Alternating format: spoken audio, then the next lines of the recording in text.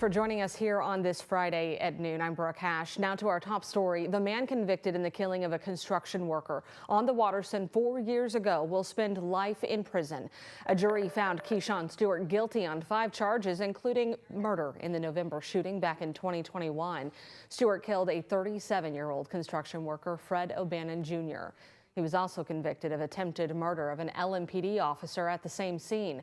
His defense argued he's mentally ill and would not receive proper care in prison, asking for lesser time.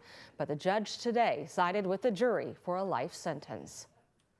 I'm thankful he got what they recommended because, like I said, there was a choice he made. You chose to do what you did that night. My son was innocent. Chris was innocent. They were at work. It was a decision you made. Now you need to pay those consequences. Fred O'Bannon's mother there, Anita, said she truly hopes Stewart gets the help he needs in prison. She said she, too, is living a life sentence without her son.